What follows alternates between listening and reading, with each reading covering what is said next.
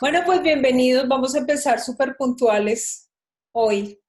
Vamos a empezar 7:31 mientras la gente se va terminando de conectar. Yo estoy muy feliz, muy feliz, muy feliz hoy que esté Mauricio acá.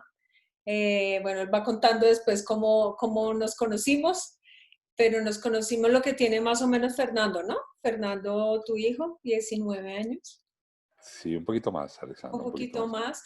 Mauricio, y para los que están, que son alumnos de programación neurolingüística, fue de los primeros que hizo los cursos, ¿te acuerdas? Por allá, Despertando tu Excelencia, Sí, aprendí mucho hace además. mucho tiempo, mucho tiempo. Pero bueno, yo les doy la bienvenida. Cuando le dije a Mauricio, qué rico tener una charla contigo, porque a veces ya van a entender por qué nos ponemos es a hablar y hablar y hablar, a hablar con Mauricio y se nos va el tiempo. Y yo siempre he dicho que Mauricio es como la reencarnación de algún filósofo así de esos bien profundos. Para los alumnos de PNL. A raíz de una conversación con Mauricio, saqué 3 preguntas que fueron fundamentales. Y yo le contaba a Mauricio que esas preguntas he dado sopa y seco, el qué quieres, qué estás dispuesto a hacer y cuánto precio estás dispuesto a pagar. Para que todos lo sepan, esto lo saqué de Mauricio, de una conversación con Mauricio. Así que Mauricio, entre la ficción y la realidad, bienvenido y gracias, gracias por dedicarnos parte de tu tiempo, porque sé que estás también súper ocupado. Y gracias por estar aquí, porque creo que vamos a aprender un montón de una persona que ha hecho unas novelas increíbles, que ha hecho unos escritos maravillosos. Bienvenido, Mauricio. Gracias por estar con nosotros y darnos un poquito de luz en esta cuarentena que ya llevamos tantos días. Y sé que esto va a ser, mejor dicho, de que vamos a salir con el alma encendida. Alexandra, muchas gracias. Quiero que este tiempo sea muy, muy valioso para todos. Ya lo es para mí. El hecho de que el número de personas que están conectadas hayan acordado esta noche sentarse a conversar conmigo porque quisiera que sea una conversación, no una exposición mía, porque no creo en eso, no creo que alguien pueda saber tanto como para sentarse a decir a otro que cómo vivir o qué decir, no lo creo, realmente no lo creo. Creo que en una conversación uno puede aprender mucho de otro y yo podría aprender mucho de todos ustedes y esa es la propuesta inicial. Yo sé qué es lo que motivó esta conversación y no lo voy a controvertir. Y vamos a hablar de eso. Tú y yo conversamos mucho, además conversamos de una manera muy curiosa. Yo sentado maniatado tratando de pronunciar palabras con 18 aparatos metidos en la boca y tú insistes en que yo te diga, te diga cosas, porque así arrancó nuestra relación. O sea, quiero contar eso porque es una forma que me parece propia en esta reunión de romper el hielo. Conocí a Alexandra gracias a que me la presentó mi amigo, hoy en día descansa en paz, Mauricio Miranda, y la conocí porque yo le tenía, hasta antes de conocer a Alexandra, le tenía pavor al odontólogo, pavor en serio, por cuenta de un trauma causado por un odontólogo cuando yo estaba niño que me sacó una muela a la brava. Y yo le cogí terror al odontólogo y casi pierdo mis dientes. Y les puedo decir que hoy en día tengo una dentadura que me gusta mucho y es muy sana y está en muy bien estado gracias a Alexandra, no solamente como odontóloga, sino a veces como persona que me decía, vea, cuídese los dientes por esta y esta razón. Y Alexandra me vendía muy bien el mensaje y gracias a eso, pues hoy en día no solamente tengo una dentadura sana, sino que además de eso tengo una de mis más grandes y profundas amigas, que es Alexandra. La amistad con Alexandra arrancó, y lo voy a contar porque importa, porque fue una manera muy singular y tiene que ver con el tema, y es sobre qué ficción construyes tu vida, que fue lo que Alexandra me pidió que habláramos, de tanto que hablamos en el consultorio, porque cada consulta con Alexandra puede tomar 2 horas, porque la mitad es ella tratando de trabajarme y la otra mitad yo sí tratando de conversarle para que ella no me haga cosas y no me haga doler. Entonces, en ese tira y afloje, yo me he cuidado los dientes y nos hemos vuelto amigos y grandes conversadores, porque Alexandra, con el PNL, además de eso, me ha dado grandes luces, me ha dado grandes inspiraciones. En algún momento me tendió la mano de una manera muy entrañable, en un momento muy oscuro de mi vida ella me tendió la mano. Y en medio de todo eso conversamos cosas que son las que Alexandra un día me dijo, ve, ¿por qué no hablamos de esto en público? A Alexandra le pareció que esto podía servir si lo ampliábamos, y lo único que vamos a hacer en este espacio realmente es ampliar una conversación que ella y yo llevamos sosteniendo hace 20 años. ¿Cómo arrancó esta amistad? De la manera más peculiar y más extraña del mundo. Yo iba allá muy tenso porque pues uno al odontólogo va tenso. El que no... Espérate, Mauro, que te silencié un minuto. Ay,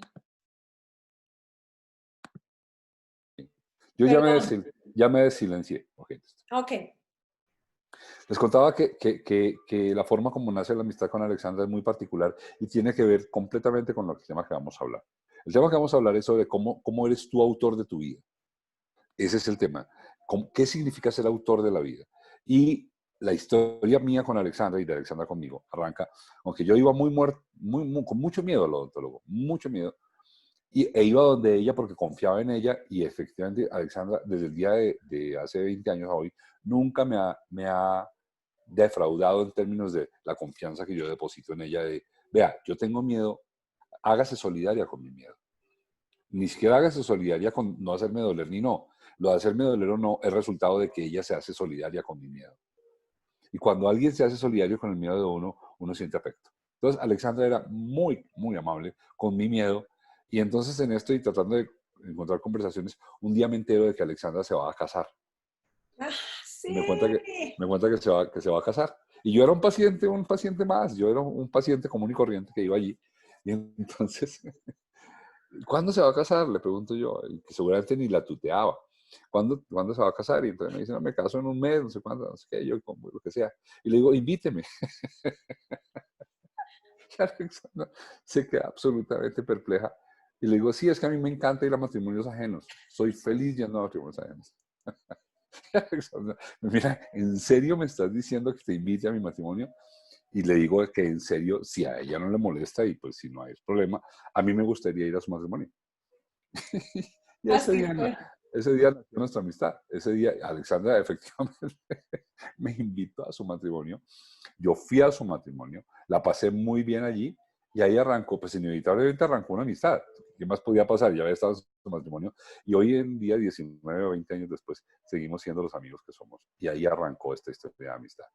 Esta historia de amistad arrancó perfectamente vinculada con lo que vamos a hablar hoy, y es cómo construir la historia de tu vida que tú quieres que sea. Alexandra. Bueno, y ahí viene el cruce de hablar con una persona como Mauricio, que es libretista y ha escrito novelas y ha hecho unas cosas impresionantes en televisión. Cómo se mezcla la parte de programas mentales con la parte que él hace. Ahí es donde viene como la unión que me pareció maravillosa, oír de la voz de Mauricio Navas qué es lo que hace una persona para crear esa ficción y esa realidad, porque si algo somos los colombianos es que nos gustan las novelas, ¿no? Que nos encantan las telenovelas. Y entonces empecemos por eso, Mauricio, ¿qué es la ficción? ¿Qué es la realidad? Bueno, sí, está bueno que hablemos de eso porque en este momento del planeta y de lo que estamos viviendo, por fortuna, y cuando digo por fortuna no estoy no estoy ignorando que hay personas que la están pasando muy mal, peor que otras. Yo creo que todos la estamos pasando en un grado incómodos, pero creo que hay personas que la están pasando muy mal y eso no me agrada, no lo voy a celebrar, sería cruel celebrarlo. Pero lo que sí celebro es que nos ha obligado a estar en silencio eventualmente. Y en ese silencio nos tocó encontrarnos con nosotros mismos. Entonces,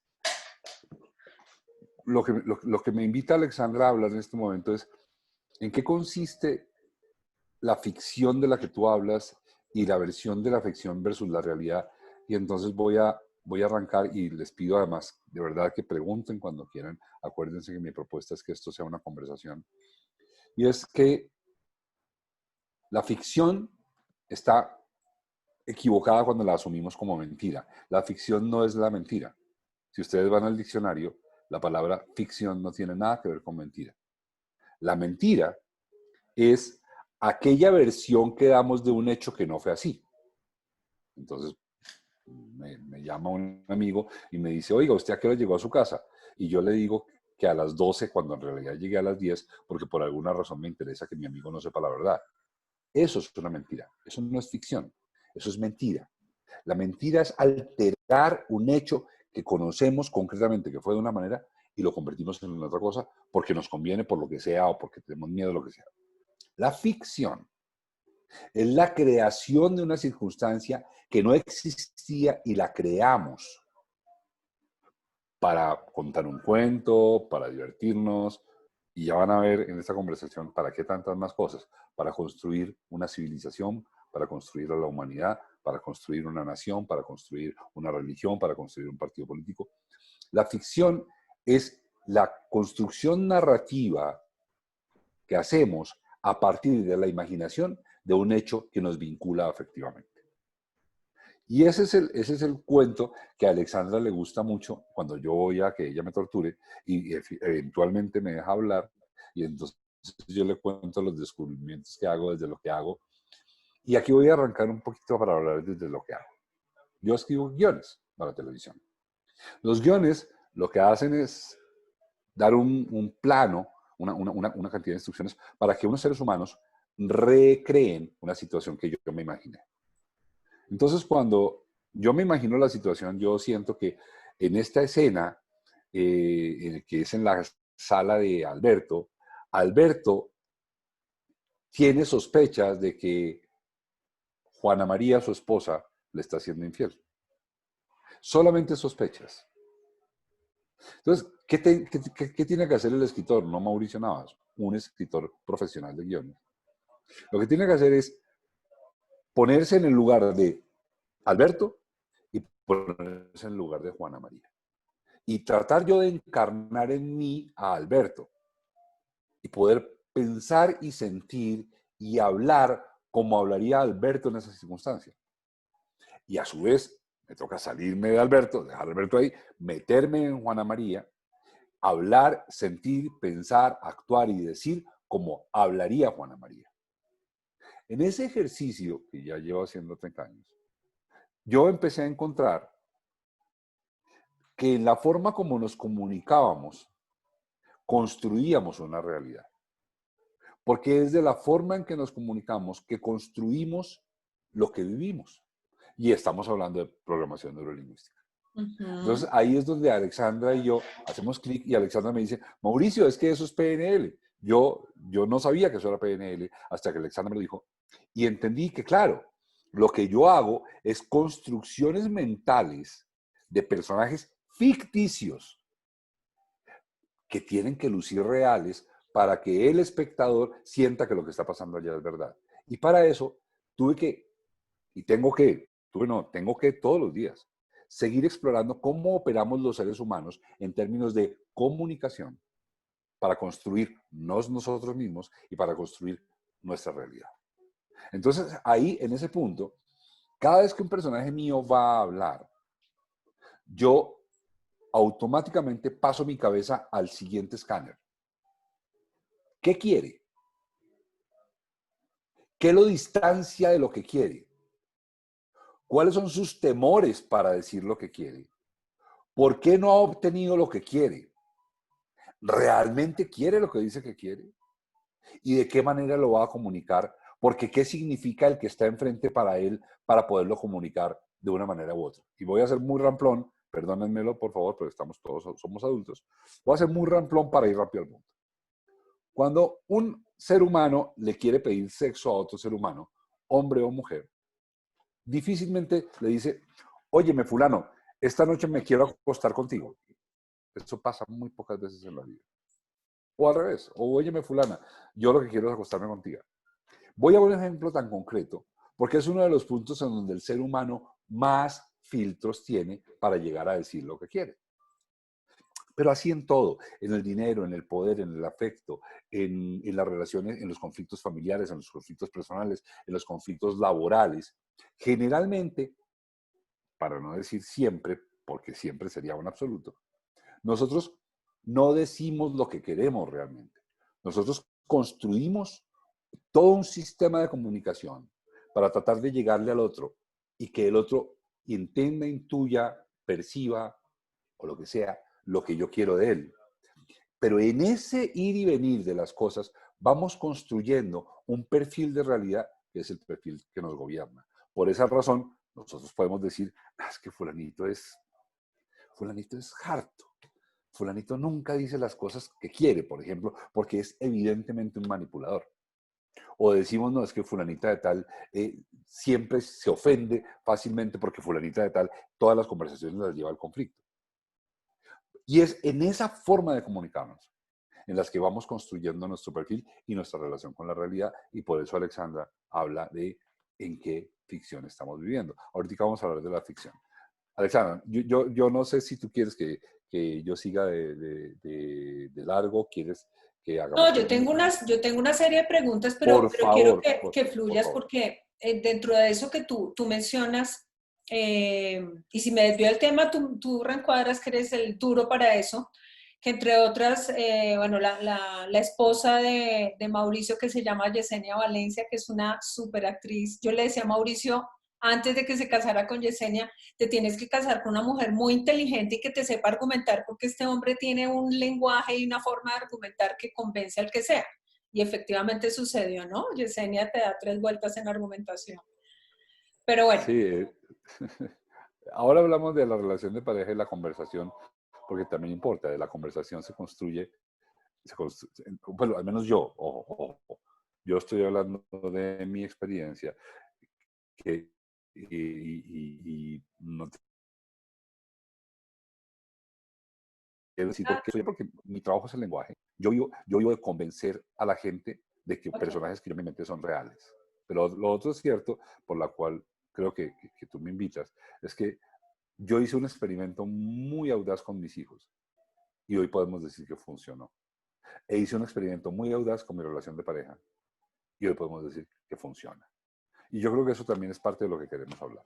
De lo que vamos a hablar más adelante. Bueno, Mauricio, en ese orden de ideas que tú estabas diciendo de la realidad de la ficción y de la construcción de personajes, nosotros lo llamamos como ponerse en los zapatos del otro, como una técnica de PNL, posiciones perceptuales, cosas de ese tipo.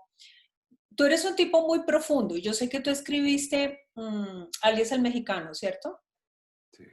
Ok, y yo siempre te dije, ¿por qué se dice tanto que si no conocemos nuestra historia estamos condenados a repetirla? Y hubo un boom de novelas de narcos y de cosas de esas, tocando temas como, a mi modo de ver, tan aburridores para mí. Pero se venden mucho esas historias de cómo manejas eso, cómo llevas tú a la gente a hacer algo de, no sé, de pensar a través de esas historias tan difíciles. El tema que me pones me lleva a una dimensión que me gusta mucho cuando hablo con personas como las que estoy hablando. Y es que son personas que tienen la posibilidad de replicar, ya sea que estén de acuerdo o no, lo que aquí vamos a hablar.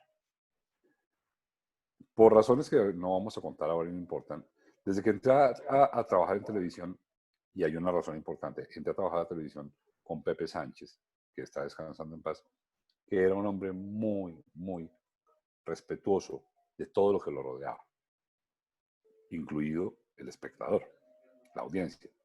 Yo entré a trabajar con Pepe. Él fue quien me parió a este medio y gracias a él, digamos que se confirmó algo que yo intuía, y es que los medios de comunicación construyen un discurso, no un discurso intelectual, ese es lo de menos, ni un discurso informativo, ese es el de menos. Construyen un discurso afectivo en donde se refuerzan o se convierten valores. Una telenovela, cualquiera, la que quieras, del mediodía, de las 10 de la mañana, de las 11 de la noche, de las 8:30. Una telenovela es, en realidad, un concierto de valores. Por Ujú. eso la vemos. Porque nosotros entramos a ver la telenovela y entonces vemos una mujer trabajadora que se parece mucho a millones de mujeres que conocemos, a nuestra mamá, a nuestra tía, y la vemos trabajando y de repente vemos que a esa casa llega un tipo que es quizás el amante y entonces le pega. inmediatamente nos ponemos del lado de ella y queremos que ella restablezca el equilibrio y haya justicia. Lo que nos moviliza en esa historia es que ahí se entra a jugar un sistema de valores. Hay una mujer que es un valor, hay una mujer que es un referente de buena conducta, de valores que apreciamos, como el amor hogareño, como el trabajo de la mujer, como la dignidad de la mujer, y llega alguien que rompe ese equilibrio y la maltrata. E inmediatamente nosotros nos vinculamos afectivamente con ella por valores. Una historia dramática es un concierto de valores. Entonces, cuando nosotros lanzamos, y ojo que esto no tiene que ver solamente con los escritores de telenovela, tiene que ver como individuos cuando hablamos, cuando le decimos algo a un niño, cuando le decimos algo a un empleado, cuando hablamos con nuestra pareja, nosotros estamos comunicando un sistema de valores. Y ese es el sistema que nos permite generar empatía, antipatía u odio. ¿Por qué? Para probarlo y no irnos muy científicos, Colombia está dividida por sistemas de valores. Y hay parejas hogareñas que se dividen en el interior por el mismo sistema de valores que está dividida Colombia. Entonces, una historia es un sistema de valores echado a andar. Entonces, cuando uno tiene conciencia de eso, como creo que tengo yo, y lanzo un discurso en la televisión, yo cuido, trato, hago lo mejor que puedo para que ese sistema de valores permita una reflexión edificante. Y esto, aquí ya estamos hablando del tema que me invitaste, Alexandra, y es que dije una reflexión edificante. Yo no dije una reflexión buena. Yo no dije una reflexión moral. Dije una reflexión edificante. ¿Qué es edificante? De edificar, es un edificio, es edificar. Lo edificante es constructivo, lo constructivo es positivo, en general. ¿Qué es lo contrario a edificante? Destructivo. Entonces, cuando yo le mando a la sociedad colombiana un discurso en el cual Pablo Escobar es un héroe, yo dejo la pregunta, ¿estoy edificando o estoy destruyendo? O sea, cuando yo le mando a la televisión, por la televisión colombiana, un discurso en donde logro que millones se enamoren de Pablo Escobar y lo consideren un tipo simpático y querido, ¿qué le estoy entregando a Colombia? Total. Cuando yo le mando un discurso a la gente en que les digo, oiga, un tipo como Pablo Escobar, o en el caso que tú me mencionas, del mexicano que escribí yo, digo, mire, un tipo como este no puede ser referente ni ejemplo de nada. Un tipo como este tenemos que, por lo menos, ignorarlo, para contrarrestarlo a él con valores como pasó en esa serie, como Rodrigo Lara Bonilla, como la mujer colombiana. En esa historia hay una línea de la que yo me siento muy orgulloso. No solamente orgulloso por lo que yo hice, sino por lo que hizo la actriz con la línea. Me refiero a Carolina Gaitán. Resulta que las series colombianas de narcotraficantes, porque tú me estás hablando por qué no hay que contar estas historias, o por qué sí hay que contarlas, no. Yo creo que hay que contarlas bien contadas, con conciencia y con conocimiento de a quién le estoy hablando. Entonces resulta que Carolina Gaitán, que es una actriz muy bonita, estaba encarnando a una campesina muy bonita.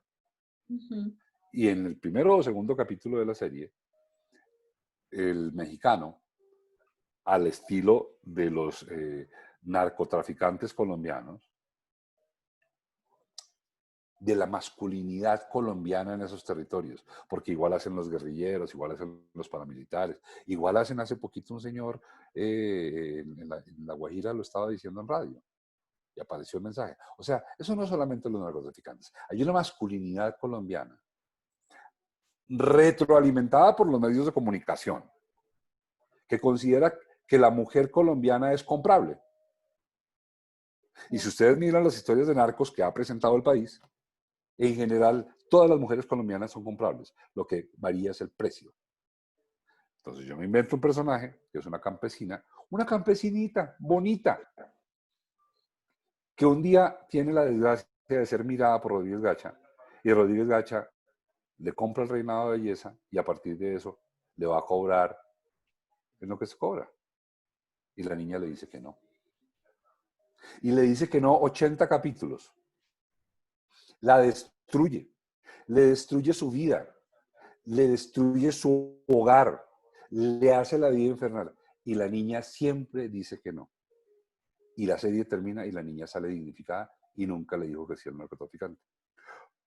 Ese mensaje que yo mandé allí era un mensaje diciéndole a la mujer colombiana, ojo, también hay otra opción. Hay la opción de no venderse, porque la dignidad no tiene precio. Entonces, ahí de nuevo estamos construyendo un discurso que es PNL, que es programación y que es sobre todo la construcción de la realidad a partir de lo que pensamos, lo que decimos y lo que hacemos.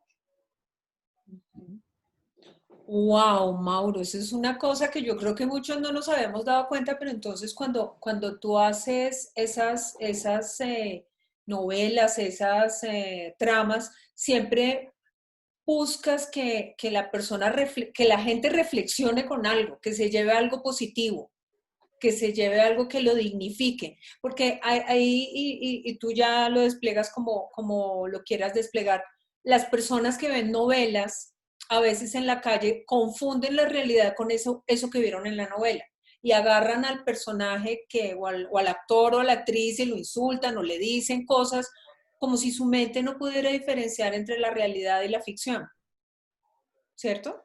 Cierto, cierto, Alexandra. Y es que mm, podemos pensarlo y podemos pensarlo con juicio, quiero decir, juiciosos. Eh, cuando nos enfrentamos a una historia de ficción, como una telenovela o una película, o una serie, lo que sea, una historia de ficción, un cuento contado en audiovisual, y sentimos odio, y sentimos rabia, y sentimos angustia, y sentimos miedo, y sentimos ternura, el sentimiento es real. Ujú. Puede que lo que lo estimule sea ficción, Sentimiento real. Ujú. pero el sentimiento es real. Y lo que siente nuestro cuerpo, hablando de la biología causada por el pensamiento y el pensamiento y el sistema endocrino activado por lo que pensamos, es real. O sea, mi célula cuando recibe la química del miedo no sabe si esa química del miedo viene de una amenaza real o que estoy viendo en una película. La célula no sabe. La célula siente miedo. Entonces, cuando tú emites un mensaje que construye pensamiento superior en el individuo, así si venga desde la ficción, estás elevando al individuo a pensamiento superior. Cuando tú emites un mensaje que construye pensamiento de baja frecuencia, estás con tu cuerpo en baja frecuencia. Hay una grandísima responsabilidad de los medios de comunicación en lo que le está pasando a la humanidad, sin duda. Y se los dice una persona que tendría que hacerse parte de los culpables, porque llevo 30 años trabajando en eso. Los medios de comunicación tienen una inmensa responsabilidad en lo que le está pasando a la humanidad en este momento. Entonces, cuando una persona ve una telenovela y genera esta relación, este vínculo virtual pero real, virtual porque es sobre un hecho inexistente, pero real porque sus sentimientos son reales. Lo que empiezas a construir en relación con lo que sientes y lo que piensas es un valor real. Entonces, si yo le muestro a una persona en la televisión que los rubios son buenos y pongo muchos rubios a ser muy buenos y pongo a muchas personas afroamericanas o afrocolombianas o afroargentinas a ser perversos, degenerados, crueles, lo más probable es que esa persona salga de ahí con la idea de que los negros son malos. ¿O no? Wow, wow, Mauro. Sí, es cierto. Es cierto, ahí hay una cantidad de cosas. ¿Y cómo haces tú? La verdad, ¿cómo haces tú? Porque tú tienes que generar público. Y lo bueno, tú una vez me dijiste la felicidad no vende, que la felicidad no vendía. Digamos, esas historias bonitas, bonitas, bonitas, donde no tengan el malo, no sé si se vendan. ¿Cómo haces ahí tú para...? Porque todas las novelas que tú has escrito han tenido una audiencia absurda, ¿no? Han sido súper acogidas. ¿Cómo haces tú para ese corazón noble tuyo, esa intención de dar el mensaje, de dar, también venderlo por el otro lado? ¿Cómo haces tú ese ajuste ahí? Alexandra, me encantan tus preguntas porque me llevan a los territorios de los que casi nunca puedo hablar. Es que, primero que todo, yo no creo, ni he creído nunca que yo tenga la regla, el metrónomo del bien o del mal. De verdad no. Además soy un hombre muy mundano. Muy mundano. Los amigos míos que están aquí, entre todas mi esposa, que está entre tu audiencia, Yesenia, pueden dar fe. Yo soy un hombre muy mundano. Yo de santo no tengo nada. Yo no soy ejemplo para nadie, de verdad. Lo que yo trato de hacer desde la escritura es construir preguntas que le permitan al espectador Okay. confrontarse consigo mismo. Y hay un sistema de valores que es mío, ese sí es mío, no puedo renunciar a él, que consiste en algunas cosas como, por ejemplo, el respeto por la vida, el respeto por el derecho ajeno, el respeto por la individualidad ajena y el respeto por la libertad, para decir algunos varios. Al menos como yo lo veo, así es. Entonces, cuando yo me encuentro, por un lado. Por otro lado, una historia, una historia bien contada siempre es la historia de un conflicto. Ahí es donde está la gracia. O sea, para no irme tan atrás, este señor Hegel se inventó eso. Él dijo, la vida es la lucha de los contrarios. La vida es la lucha de los contrarios en todo caso, en todos los casos. O sea, esa dinámica del encuentro de dos opuestos que genera la energía, el positivo y el negativo de los electrones, el combustible que estalla con la bujía en el motor. O sea, la vida se mueve por la lucha de los contrarios. Entonces, cuando una historia te presenta la lucha de los contrarios, que todos traemos una lucha de contrarios adentro de nosotros mismos. Todos. No existe un ser humano que esté completamente llano y diga, no, es que yo soy una autopista. Además, qué vida tan aburrida la que sería la de ese pobre ser humano. No vamos a hablar de eso, pero el caso es que cuando tú pones dos fuerzas opuestas, y ojo, Alexandra y acompañantes en la sala, dos fuerzas opuestas no significan siempre el bien y el mal. Sencillamente pueden representar dos fuerzas opuestas. El que quiere rojo y el que quiere negro. Yo quiero rojo, yo quiero negro. Cuando tú entras en eso, automáticamente en ese encuentro explota la condición humana, que es la tuya, la mía, la de los que estamos en la sala y la de la humanidad entera. Y cuando empezamos a hablar de la condición humana, empezamos a hablar de todos nosotros. Entonces, para contestar, para sumar a tu pregunta, yo lo que hago no es proponer un mundo ideal, porque el mundo ideal es tonto, es un poco el mundo tralalandia en donde todos somos lindos, somos buenos. Eso no pasa, eso no le pasa a nadie. Lo que yo hago es proponer una circunstancia del mundo conflictivo y propongo salidas a ese mundo conflictivo en donde la salida no sea la eliminación del otro, o la manipulación del otro, o la anulación del otro por cuenta del poder, que es desde mi punto de vista, y ahí sí me llamo autor, o sea, soy autor, yo soy autor, o sea, yo me invento, de ahí viene la palabra autor, ahí sí soy autor, y yo digo, miren, como autor les propongo, no nos matemos, no nos manipulemos, no nos hagamos trampa, no nos obliguemos a hacer cosas que no queremos por cuenta del poder o las armas, y eso es lo que he hecho a correr. Ok.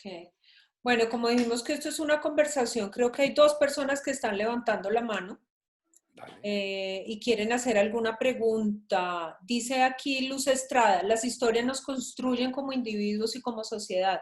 Las historias son al mismo tiempo nuestro reflejo y nuestra proyección. ¿Por qué los artistas no se han dado cuenta de esa responsabilidad? Pregunta Luz Estrada. Luz, yo creo que los verdaderos artistas sí lo saben, ¿sabes? Lo que pasa es que hay un revuelto muy grande porque la industria del entretenimiento, que es en la que yo trabajo, acoge indiscriminadamente artistas, modelos, oportunistas, mercachifles, mercaderes, y todos parecen cobijados bajo el concepto de artista. Yo creo que el verdadero artista sí tiene conciencia de eso, pero el hecho de trabajar en el espectáculo no te hace artista. De hecho, el espectáculo que se hace para el consumo, como aquel en el que yo trabajo, que es la televisión, en la televisión, ninguno de los que trabajamos en televisión somos artistas. Eso es una mentira. ¿Sabes por qué? Porque el sentido del arte es la expresión subjetiva del punto de vista del artista, sin que importe si se lo compran o no. Cuando tú tienes que trabajar para que te compren, dejaste de ser artista y eres productor de entretenimiento. Entonces, no, les propongo que no maltratemos a los artistas metiéndolos en el mismo paquete de una gran cantidad de gente que lo que son mercachifles del asunto y se inventan espectáculos con elementos artísticos, pero esos no son artistas. Pero está muy buena la explicación, Mauro, porque hay una diferencia entre que te toque, digamos, que te toque asumir un papel y que tú seas ese papel. Y ahí entra la segunda, la pregunta que te iba a hacer, tú me dirás si está pertinente para hacerla en este momento. Y es que yo estuve en un taller maravilloso contigo de escritura, de verdad. A mí ese taller me cambió la vida porque yo empecé a escribir como si fuera programadora neurolingüística y tú me corregiste un montón de cosas y dije, ok, ya entiendo. Y entendí también que escribir no es tan difícil. Yo lo veía como eso es un don dado por los dioses y es de pocas personas en el planeta y qué delicia algún día poder escribir y yo salí escribiendo de tu curso. Entonces, me gustaría que nos hablaras de eso un poquito porque cuando una persona escribe su propia vida, lo intenta hacer desde la realidad o se mete a la ficción. ¿Qué pasa con la escritura en el ser que usa la escritura para eso? ¿Qué pasa ahí? Ya, ¿Cómo lo tomas tú ahí? mira, voy a hacer un poquitico de contexto histórico, muy, muy breve, muy breve. Yo crecí entre escritores. Mi papá era escritor, mis hermanos son escritores. Para mí escribir era un hecho sin ninguna gracia. Es más, me parecía bastante aburrido lo de ser escritor. Me parecía que ser escritor era una vida como muy monótona, ya encerrado en un cuarto, en una máquina de escribir, obviamente cuando yo estaba pequeñito, lo que había. Y yo nunca le vi atractivo al escribir, a mí me gustaban otras cosas. Y voy a dar una gran zancada. Cuando yo me di cuenta de lo que pasaba con lo que escribíamos, en aquel momento Mauricio Miranda, mi amigo y yo, lo que pasaba en la gente, cosas como esta, mira. Nosotros con Mauricio Miranda escribimos, él escribió y yo dirigí una serie que algunos de ustedes, los mayores que quizás recuerdan, y los muy jóvenes no tienen por qué conocer, que se llamó La Alternativa del Escorpión. Ajá. Hicimos la serie y bueno, estuvo bien y cosas buenas, pero cosas buenas que se van. O sea, y el premio y la felicitación, entonces, y la noticia en el periódico, lo que sea, y se van. Y un día llegué yo a dictar una charla en una especie de convento que tiene la Universidad de La Sabana por allá en Fusa. O sea, nada más alejado de mí. Todo. Convento, Universidad de La Sabana, todo. Pero pues me invitaron y me pareció honroso ir. Y me encontré con un grupo de mujeres jóvenes que eran algo así como novicias o postuladas a monjas.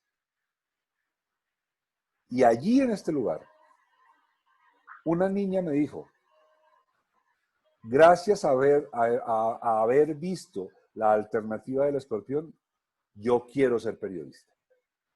Y yo dije, ay Dios mío, ¿qué es esto que nosotros tenemos entre manos? ¿Qué es este poder que tenemos entre manos? Que somos capaces de, sin conocer a alguien, sin haberle visto nunca, influirle de tal manera que podamos llegar a determinar qué carrera escoge.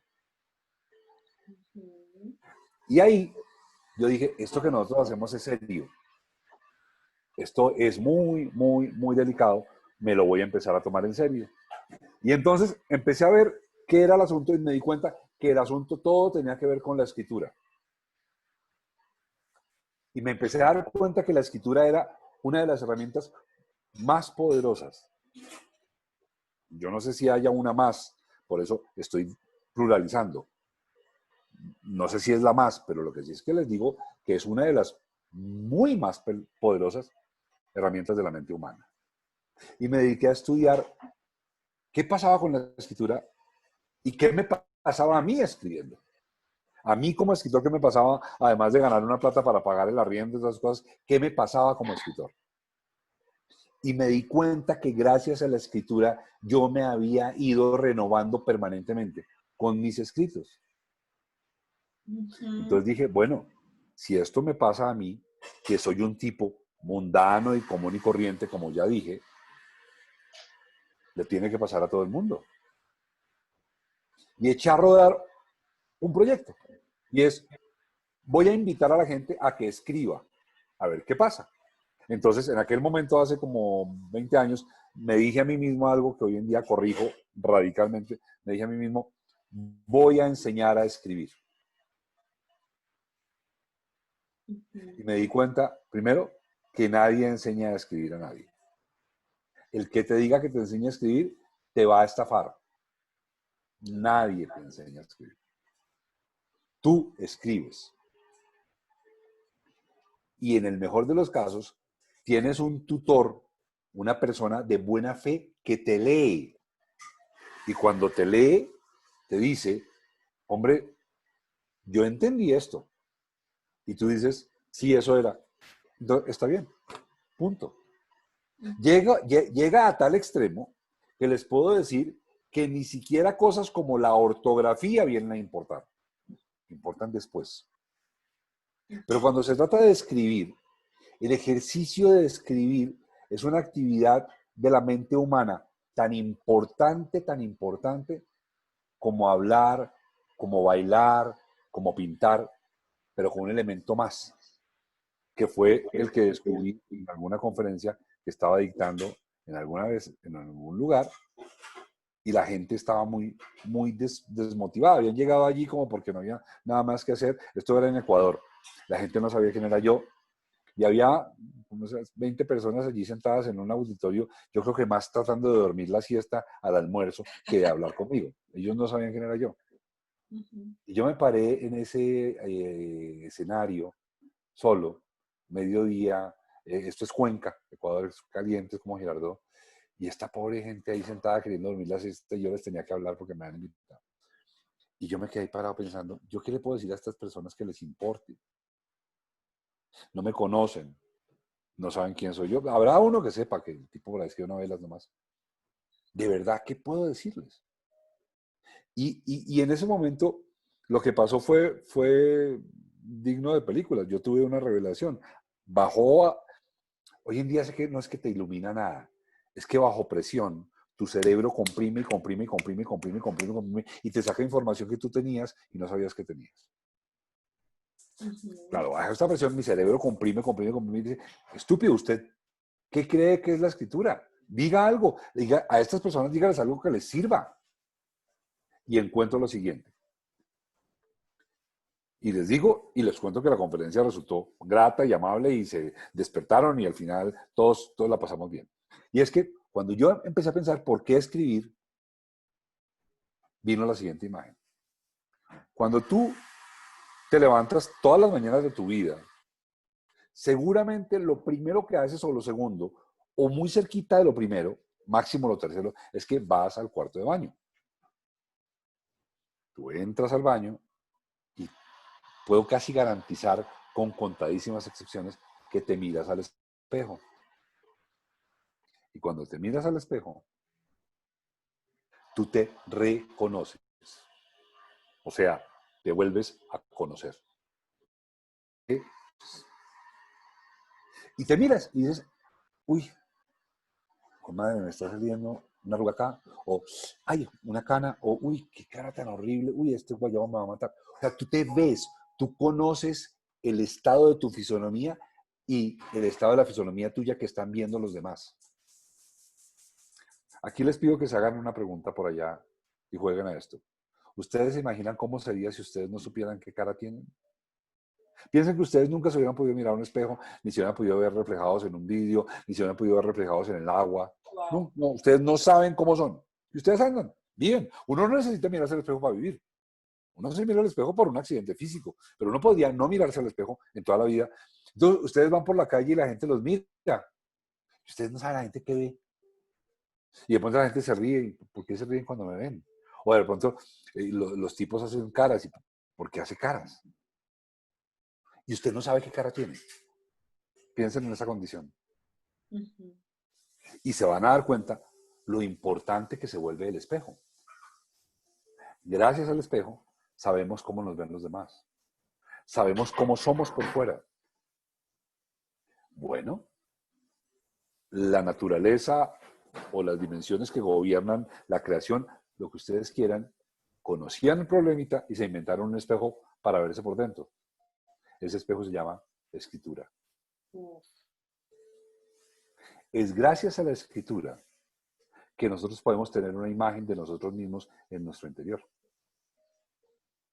Y a partir de esa imagen de nosotros mismos, reconocida en la escritura, y ahorita les digo más o menos cómo hay que llegar a eso, más o menos, o sea, les voy a dar, digamos, generalidades. Cuando uno se enfrenta a cómo está por dentro, uno puede saber cómo está uno con uno. Y todo eso se logra con las palabras. Porque la diferencia entre escribir y cualquier otro ejercicio de comunicación, como por ejemplo hablar, la diferencia entre escribir y hablar, es que cuando yo hablo, pasan varias cosas. En general tengo enfrente a mi interlocutor. Entonces yo tengo un registro de lo que está pasando entre lo que digo y lo que le pasa a él o a ella. Tengo la ayuda de mi interlocutor que está interesado en lo que yo le digo, entonces me ayuda a completar las frases. Tengo la ayuda de mí mismo con la fisonomía, con la mímica, con los gestos, en donde yo le digo al interlocutor, mire, ¿usted se acuerda, no? Como cuando aquella vez que fuimos a Chuachi, ¿se acuerda? Ya, quedó dicho todo. El interlocutor me completa el mensaje. Entonces la comunicación se vuelve muchísimo más fluida, muchísimo más accidentada y muchísimo más incompleta desde mi parte, porque tengo al otro lado a alguien que la completa. Ujú. Cuando no encuentro la palabra, yo digo, ay, ¿cómo es que se llama esto? Entonces el otro le decía a uno, radiografía, esa vaina, y uno sigue hablando. Ok. Cuando estás frente a la escritura, nada de eso pasa. Te toca a ti encontrar la palabra. Ok. Y para encontrar la palabra te tienes que comunicar contigo y preguntarte eso que quiero decir, ¿cómo se llama? Y eso te obliga a reconocerte y a reconocer en ti un sistema de valores, que si eres lo suficientemente honesto, empiezas a permitirte a ti mismo una radiografía de tu sistema de pensamiento y tu sistema de valores. Por eso hay que escribir. Y en esa escritura se puede escribir cosas que, bueno, sí se puede escribir cualquier cosa, pero me interesa mucho ese punto donde tú estás diciendo que tú más o menos te sanaste a través de la escritura, cambiaste cosas, reestructuraste cosas a través de la escritura, porque ahí entra la ficción. O sea, si una persona ha vivido un momento muy difícil, ha pasado una etapa compleja de su vida o está en este momento viviendo un conflicto, ¿tú crees que eso lo puede, digamos, aclarar, sanar, cambiar a través de la escritura? Sí, sí, y quiero hacer una anotación. Por favor, no vayan a imaginar jamás que yo les voy a vender la idea de que si usted se sienta a escribir, después de escribir va a ser mejor persona. No se trata de escribir una carta y punto, y ya me fui, y entonces mira, y no. Ok. Escribir como hacer ejercicio, como ejercitar, si hablas un idioma extranjero, de vez en cuando buscarte cómo hablarlo. Cuando se convierte en un hábito, y en un hábito no publicando libros, no, en un hábito de la vida. Escribir te enfrenta, por un lado, a la ignorancia que tienes acerca de ti mismo. Y voy a dar un ejemplo concretísimo. Tienes una sensación muy harta con tu pareja. Estás estás aburridísima, estás con la piedra afuera con tu pareja. Algo pasó, pero tú te aguantaste y dijiste, no lo voy a decir porque si lo digo, esto es un tierrero, sobre todo ahora, por favor, en esta época de pandemia, por favor, cuídense de que abren, porque no se pueden ir de la casa y esa vaina está gravísima. Pero el caso es que tienes una incomodidad y decides, no se lo voy a decir ni a los gritos, no le voy a hacer el reclamo de, óyeme, menganita, ¿y tú por qué? No, se lo voy a escribir. Entonces tú te sientas al computador o a mano, como quieras, arrancas con la tan mentada hoja en blanco y empiezas a decir o a pensar, bueno, le voy a decir a ella que estoy muy dolido, porque cuando aquel día que mencionó a todas las personas que más quería en la vida, mencionó a la mamá, mencionó a la abuela, en la lista nunca aparecí yo. Y eso me tiene con el corazón partido y yo de verdad estoy pensando que de verdad es que yo no le importo. Pero ¿cómo digo eso? Entonces, se lo voy a decir por escrito. Que agarro, abro el Word. ¿Cómo arranco? Entonces voy a decir, querida Alexandra. No, querida no, porque la estoy odiando, no me sale el querida. Ah, mira, estás bravo, ¿no? Okay. Pero te preguntas, ¿pero la quiero o no? No, sí, la quiero. Lo que pasa es que ahora no se lo quiero decir. Ah, bueno, pero la quieres. Buen dato. Luego, esta carta no es para destruir nada.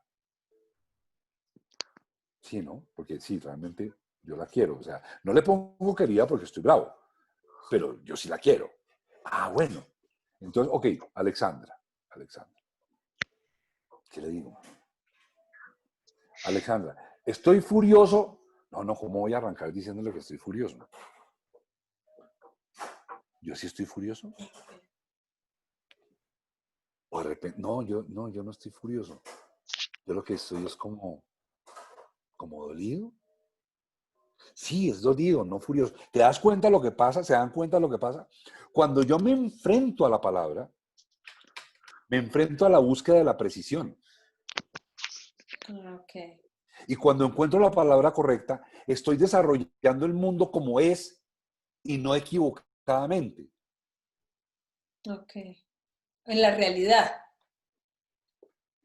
Por lo menos en la tuya, en la de tus sentimientos. Porque vuelvo y te digo, en el ejemplo de querida Alexandra, no le digo querida porque estoy bravo, pero yo sí la quiero. Ah, bueno, qué bueno que ya sabes que la quieres. Te miraste al espejo y te diste cuenta de que la quieres. Es tu espejo interior, lo que tú mencionabas ahorita. Es una forma de encontrarse al espejo y ser uno real, auténtico, sin máscara, sin querer aparentar, sin miedo. Y eso de por sí sana. O sea, cuando uno tiene un conflicto y se pone a escribir, ese espejo te está ayudando a gestionar todas tus emociones. Sí, Alexandra, Que exacto. no. Entonces tú terminas la carta y naturalmente la lees.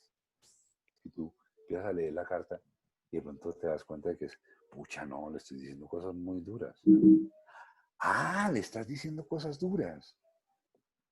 Entonces tienes rabia. Sí, tengo mucha rabia y no es para tanto en realidad. Entonces quito párrafos. Ah, ok. Y entonces de repente digo, y es que fuiste muy mezquina. Y yo, no, eso suena feo. No, mezquina no. No, más bien fuiste como muy egoísta. ¿Será mezquina o egoísta? Y entonces de repente tienes la brillantísima idea, muy poco usada en estos momentos de la humanidad. Vas y miras el diccionario, va y pasa eso. Y ves qué es mezquina, qué es egoísta. Te Y entonces de aclaras pronto, tú. Ujú. claro, entonces de pronto te das cuenta que lo que le quieres decir no es ni mezquina ni egoísta, sino desatenta. Ok. Sí, te Y entonces, autogestionas. Ujú. claro, la autogestión. Ok, Mauro, aquí hay unas preguntas. Dice, escuché de un hotel de alta gama que tiene un espejo en la zona de reposo de los trabajadores que dice algo como, esta es la persona que los clientes van a ver, cómo te ves y cómo te quieres ver. Ah, es un comentario, no es una pregunta. Ok. Oye, pero buenísimo. Muchas gracias. Me sirve mucho. Claro, claro. Está bueno. Sí. Marta León dice, es importante construir, hacer reflexión edificante en la ficción, pero yo siento que lo que más asimilamos es la apología del delito, por la cantidad de veces que se expone imágenes relacionadas con el delito y su relación con el poder. Marta, sí, tienes toda la razón en lo que dices y te quiero agregar que le sumes un pedazo. Las acciones humanas tienen valor. Se nos fue Mauro.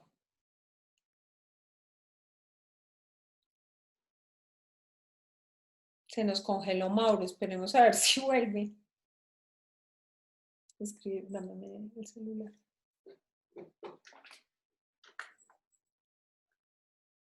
Ay, se nos congeló Mauro. Esperemos a ver si nos... Por chat, él te escucha, él te lee por chat. Sí, espérate, le digo.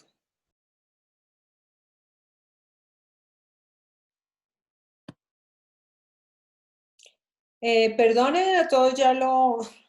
Mauro.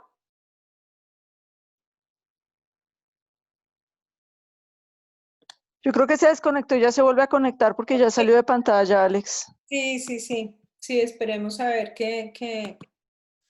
Alejita, y te envío en privado una sugerencia para cuando se conecte. Ok.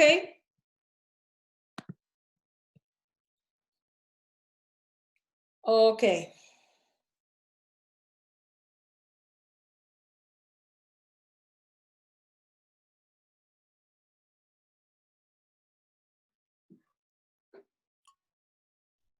Igual yo creo que es una técnica de suspenso en la trama. Ya volví. Ya volví. Es que, ¿saben qué pasó? Se cayó el internet y entonces me pasé al internet del teléfono. Yo ya me estaba sintiendo acá como como cuando en televisión en vivo se caía el programa y me toca hablar, me dije, bueno, ¿de qué hablo? Les hablo de PNL, lo que pasa ahí. Pero Aquí bueno, estamos. qué bueno que volviste. ¿En qué estábamos? Entonces, estábamos en que Marta León, si mal no estoy. Sí. Sí. Y yo le estaba diciendo a Marta algo que me parece urgente decir. Y es que las acciones humanas, y lo vamos a comprobar acá, las acciones en esta conversación, las acciones humanas tienen valor no por la acción misma, incluido un homicidio, un asesinato, no, un homicidio, es decir. Un homicidio tiene valor no en el hecho en sí mismo, sino en las circunstancias que lo rodea y lo que lo motiva.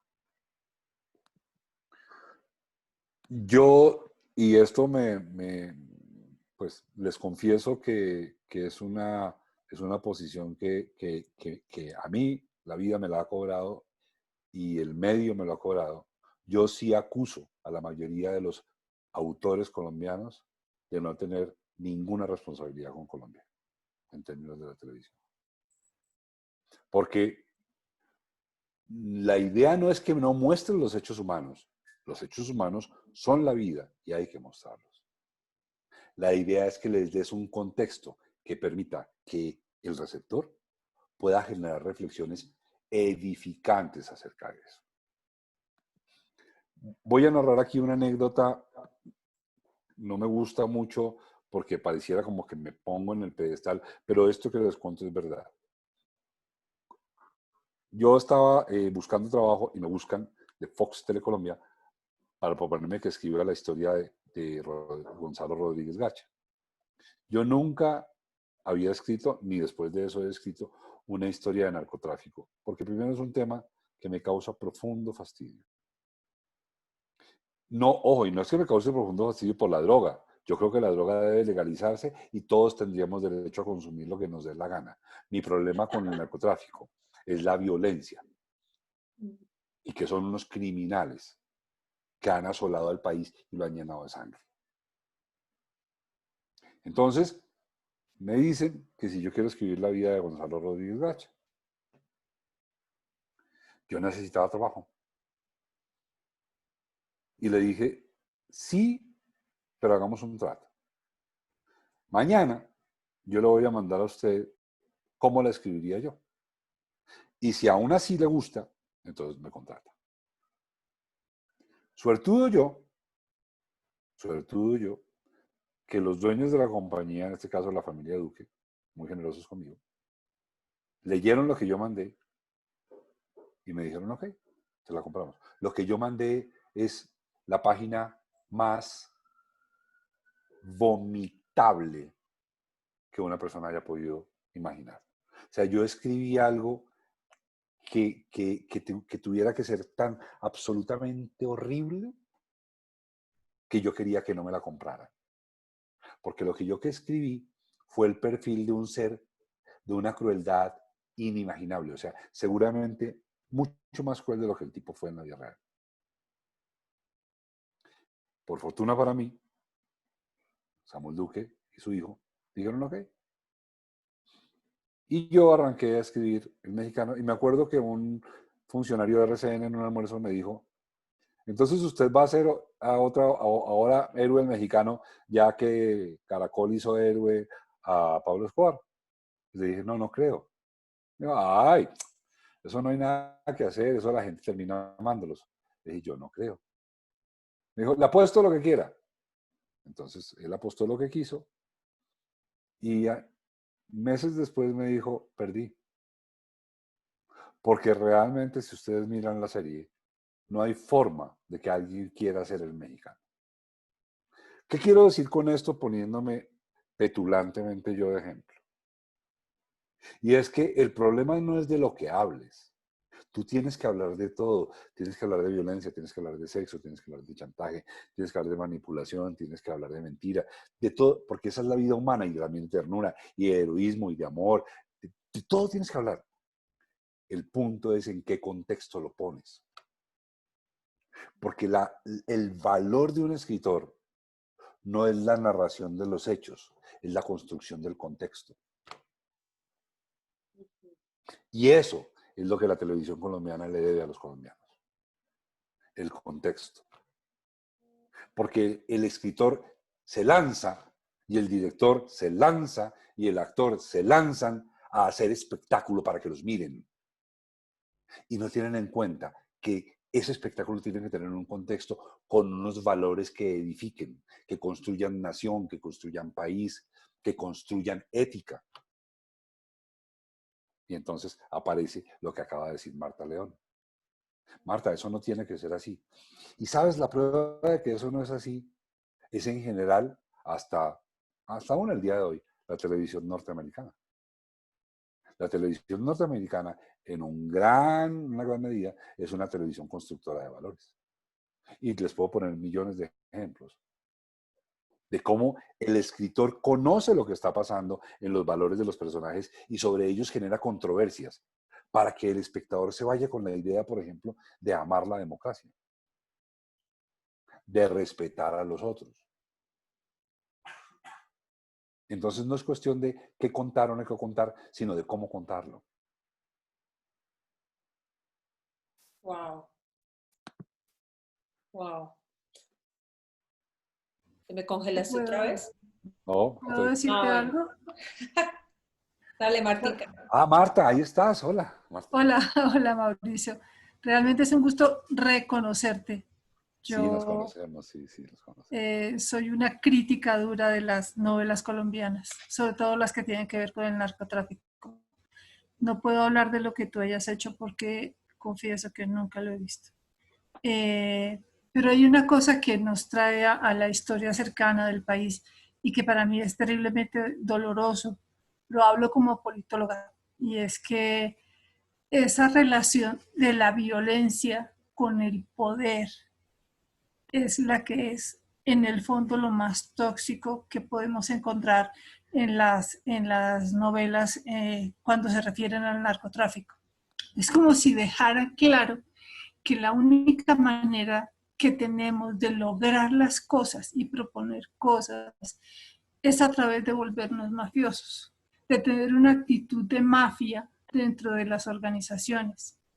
Y si tú vas, y espero que esto no me cueste el, el vínculo con mis redes sociales, si tú vas a cualquier organización del país, tú ves que en el fondo como si fueran una mafia.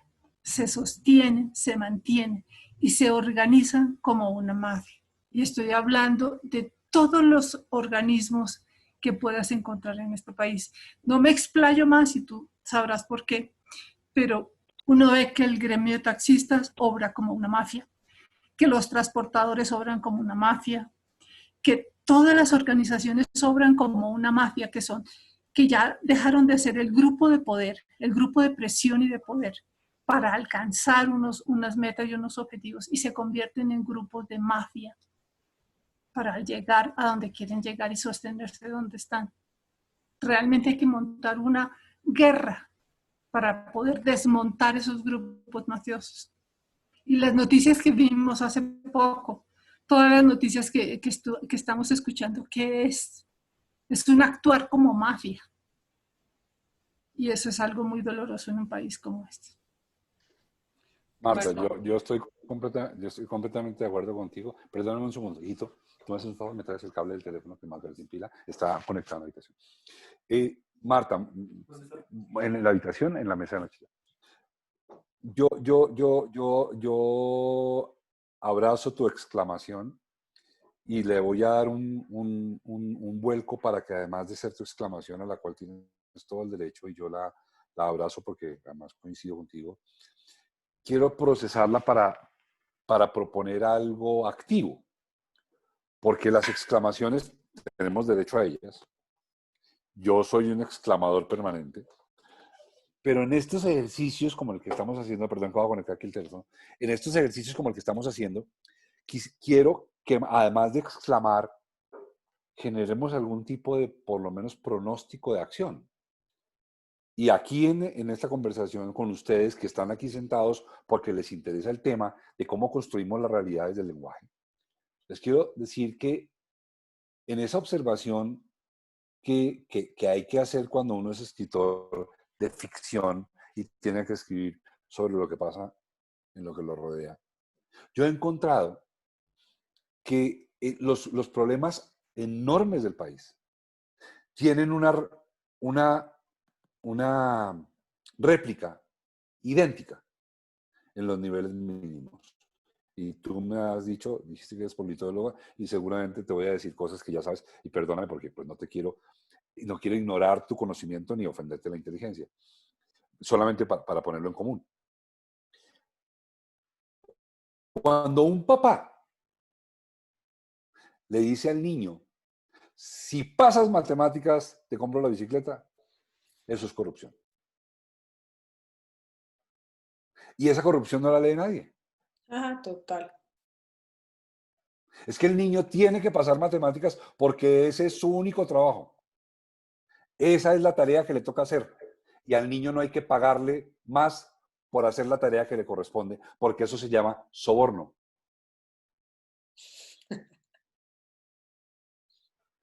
Entonces, mi propuesta adicional a lo que tú estás diciendo es, ustedes que son por lo menos aficionados al lenguaje, seguramente hay quienes son mucho más que aficionados, pero dejémoslo así por ahora. Empecemos a construir un diálogo ético en lo mínimo, en lo mínimo. En lo No cotidiano. exactamente. En lo infinitesimal de nuestras relaciones hogareñas. Respetemos a estas pobres personas que por cuenta de un Estado que no da educación, les toca venir a trabajar a limpiarnos los baños, por ejemplo. Prohibámosle a nuestros hijos que se atrevan a decirle a una persona, mi empleada. ¿Cómo hace que mi empleada? ¿Cómo estás creciendo tú, cretino, que a los 5 años crees que eres dueño de un ser humano? Entonces, ¿viste?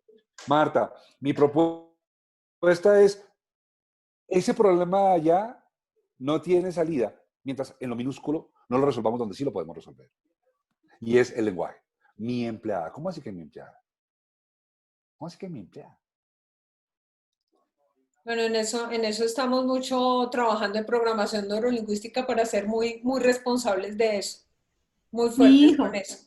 Eh, mi hijo. cambiando a un tema más amable, porque no quiero que se nos vaya esto para allá, me gustaría, Mauro, que nos contaras un poquito eh, lo del niño interior. ¿Alguna vez lo hablamos contigo? ¿El niño interior es ficción Ah, o realidad? el niño interior es una realidad y que me agrada mucho que pongas el tema. El niño interior es la fuente de toda nuestra angustia, todo nuestro dolor, toda nuestra alegría, todas nuestras ilusiones, todos nuestros sueños, todos nuestros dolores. Es una relación que, ojo, no tiene nada que ver con cuestiones exageradamente complejas ni psicoanalíticas, nada. Es una relación, es facilísimo.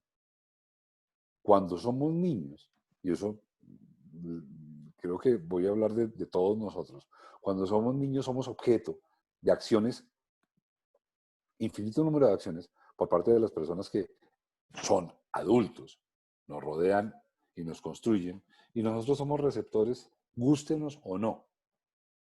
Y se va construyendo una historia, que dicen técnicamente que va entre los 0 y los 7 años, en donde construimos una entidad sociológica, psicológica, física, mental, y particularmente es en esa entidad en donde quedan abiertas heridas que no se cierran a menos que hagamos algo como adultos. Ujú, ujú. Cuando dicen que Freud decía, yo no lo leí, pero me lo contaron, y yo le creo que me lo contó, que Freud decía que la felicidad del hombre adulto es la consecución de sus sueños de niño. Ok. Si nosotros consultáramos a ese niño, encontraríamos una cosa facilísima, y es que el niño, cuando estaba jugando, no estaba jugando, esa era su realidad. Y que lo que pasó mientras estaba jugando, y que los adultos consideraban que él estaba jugando, y era su realidad, y lo maltrataron, se quedó como un maltrato permanente. Les voy a contar una cosa. Mi mamá me decía, mi mamá la quiero mucho, ya murió, y una gran persona, la quiero mucho, me cae muy bien, pero era mamá y hacía cosas como yo también hago papá, y entonces, cuando yo arranqué a los 11 años a tener novia, y yo llegué a la casa y dije, feliz que tenía novia, ella me miró y me dijo, usted ocúpese de estudiar, uno tiene novia cuando es grande. Y yo, pues me quedé calladito, me fui con mi música a otra parte, y ¿saben qué pasó? Nunca me dijeron cuándo era grande. En serio, suena chistoso, pero les juro que así es. Nunca me dijeron cuándo era grande. Yo me quedé con el discurso y ella me dijo, cuando sea grande, pero nunca supe cuándo fui grande. ¿Y qué pasó? Empecé a transitar el territorio del amor romántico, afectivo y la sexualidad, sintiendo que eso era de niño. Y como era de niño, yo no me tomaba eso en serio, pero aún así me dolía en serio y hacía doler en serio. Porque es que el corazón de un niño de 11 años que ha sido roto porque la noviecita lo echó en el colegio, duele igual que el del señor de 35 años que se separó de la señora de 32 y tiene 3 hijos. Duele igual. El corazón no sabe que todavía no soy adulto. Ujú. Entonces, cuando uno en esos momentos de dolor va y le pregunta a ese niño cómo se siente, seguramente el niño va a dar muchísimas respuestas que nos pueden generar una cosa que ustedes deben haber oído que hablan los estudiosos de la mente humana, de la psicología humana, que se llama la integración. Cuando nosotros somos capaces de traer a ese niño, unirlo con el adulto y el adulto le diga, tranquilo, todo está bien, yo te acompaño y ya nada malo va a pasar, aparece un fenómeno que se llama integración y para eso sí que la escritura sirve. La escritura sirve muchísimo y de una manera absolutamente, entre comillas, mágica. cuando uno empieza a escribir creativamente, adentro aparecen personas que se sienten liberadas y empiezan a hablar. Entonces empieza a escribir el niño adolorido, empieza a escribir el adolescente lesionado, empiezan a escribir, y si uno lee el texto uno dice, pero ¿esto de dónde salió? Y empieza uno a encontrar los factores de integración para poderse perdonar a sí mismo. Y esto no es una conversación de terapia, de verdad me pasa. Yo escribí una telenovela que seguramente ustedes vieron por ahí, que se llama Pura Sangre.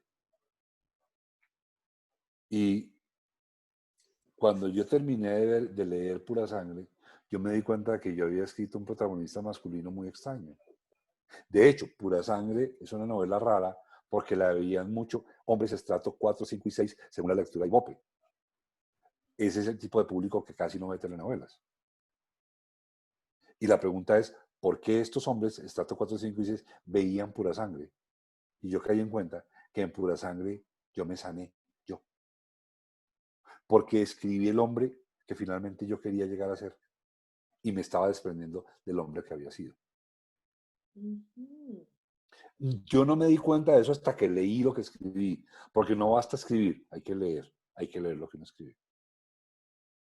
Hay que leer lo que uno escribió. Claro, claro. Claro. Ahí está el espejo. Cuando tú escribes y dices, yo ¿por qué escribí esto? Ok. Ahí detente. Ahí, cuando veas algo que parezca no escrito por ti, es lo más tuyo posible. Qué nota. Suena delicioso. Por ahí están escribiendo, ya me dieron ganas de escribir cartas, de hacer cosas, de poder escribir. Están diciendo eso. Sí, Mauro, y ahorita que estás hablando de eso, tú estás reescribiendo en este momento Pura Sangre, ¿no? estoy haciendo una reinvención de Pura Sangre. Sí. Bueno, ¿eso Pura Sangre, cómo entra en eso? ¿Cómo se reescribe una historia que ya escribiste?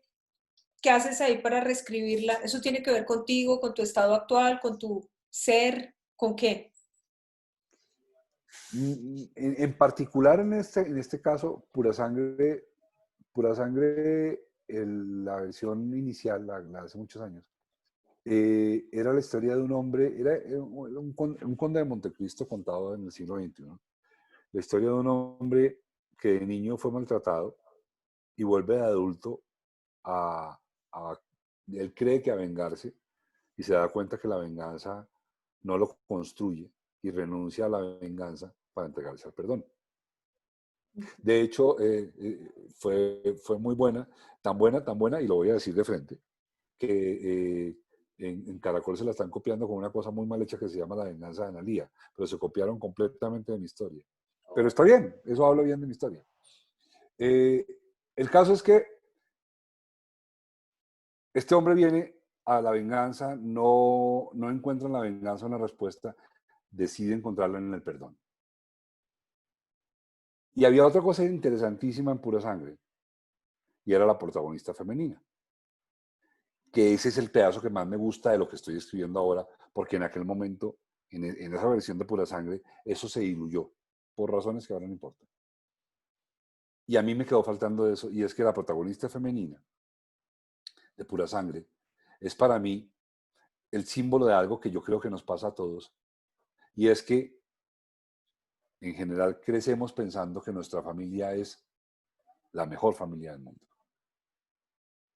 Tenemos a la mejor mamá del mundo, tenemos al mejor papá del mundo, los mejores tíos del mundo, porque además nos venden la ficción de que no, es que ser un González Pérez es lo máximo que te puede haber pasado.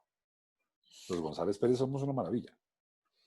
No, y es que a ver, el abuelo Alberto González, por allá en las fincas de Xochagota, él era dueño de todo el pueblo. Lo que pasa es que perdió todo porque se lo tiró en juego. Pero todos son, y entonces nos venden la ficción de que somos nobles.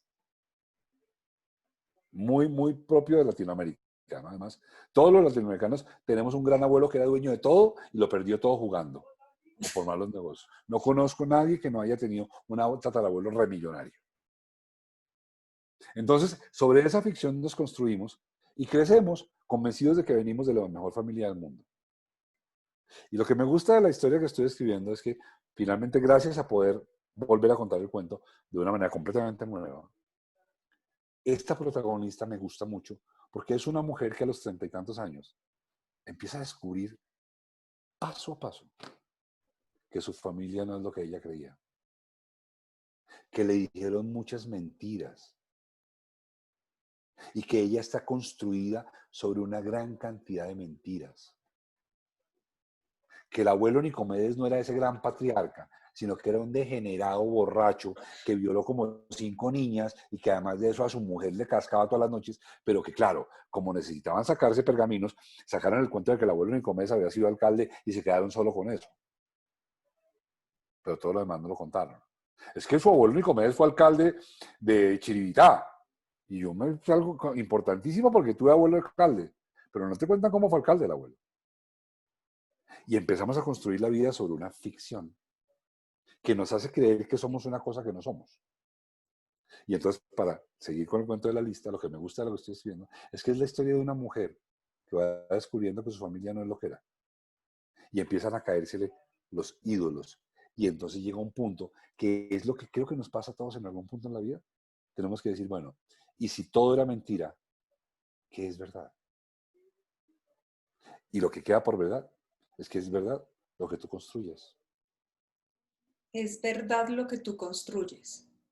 Sí, hace poquitico, el domingo pasado, viendo con Yesenia, mi esposa, el documental que hay sobre Michelle Obama, Ujú. dijo ella algo y yo hice conexión y le dije a Yesenia, de aquí en adelante, este va a ser el leitmotiv de la escuela. Tu fuerza es tu historia. Tu fuerza es tu historia. Ok, ok. ¿Y si esa historia no es tan bonita? Pero en la medida en que sea verdad, te da fuerza. Mientras sea verdad, te da fuerza. Ok, mientras sea verdad, ya lo asimilas, lo transmutas, lo aceptas. El Ok. problema es, el problema es cuando estás construida sobre una mentira. Ujú. Cuando te han dicho que eres hija de un prócer, porque el abuelo José Nicasio, que era alcalde de Chiribité, era una maravilla, pero no te cuentan cómo llegó a ser alcalde de Chiribité. Y tú un día descubres que el abuelo José Nicasio violaba indígenas. Entonces, pero sí era alcalde, pero también violaba indígenas. ¿Con cuál de los dos pedazos me quedo? Y ahí viene tu juego de valores enfrentando la verdad de tu vida. Y esa es tu fuerza. Claro, cuando tú te enfrentas a ti mismo y tienes, yo no te diría el valor, yo diría, tienes la entrega de Ujú. aceptar la verdad, te fortaleces, Ok. indudablemente. Hay una película que les recomiendo ver desde esta perspectiva, que se llama El vuelo, en inglés ¿El The Flight. vuelo? Sí, el protagonista es Denzel Washington. Ok. Ah, sí. No, no se las voy a contar, pero es una película en la que uno siente esto que estamos hablando. Y es que llega un punto en que la única forma de encontrar la luz es con la verdad, por dolorosa que sea. Y para eso sirve la escritura, para Bueno, encontrar. alguien dijo eso, ¿no? Y la verdad os hará libres. Alguien muy Creo que fue conocido dijo eso. sí, sí, sí, un señor famosísimo. Muy famoso dijo eso. Mauro, te voy a girar de tema porque, porque por ahí nos están escribiendo que no se te olvide hablar de lo de pareja. Ficción o realidad, que puedes estar con la pareja hasta que la muerte nos separe. Ficción o realidad. Ah, bueno. Ojo, quiero contextualizar. Yo no soy experto en nada de lo que estoy hablando. Esta es una conversación entre amigos, que es una conversación seria y calificada porque pues me hago responsable de lo que digo y estoy tratando de exponer puntos de vista no impositivos, sino compartir hallazgos que creo que sirven ya sea para revertirlos, para controvertirlos, para contradecirlos, pero creo que son edificantes. Si alguno de ellos no, les pido perdón, pero esa es la idea. Claro, a partir de ese escritor, cuál es mi materia prima? Los sentimientos humanos. Esa es mi materia prima. Yo trabajo con los sentimientos humanos. Mi caja de herramientas son el odio, la envidia, el amor, la ternura, el erotismo, la perversión, la maldad, el asesinato, el odio. Esa es mi caja de herramientas. O sea, yo hablo del computador y ahí está todo. Y eso es lo que yo hago. A fuerza de hacerlo, digamos que tengo cierta facilidad en hablar del tema. La pareja es un tema, por supuesto, eh, contundente en la vida humana y nos define, a mí me ha definido. Y me he encontrado con que la pareja se construye sobre una ficción, sobre un hecho inexistente, que compramos sin preguntarnos si lo queremos seguir.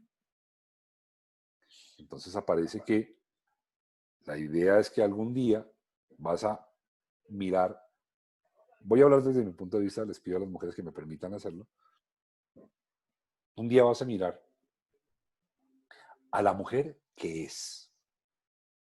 ¿Y eso cómo se sabe?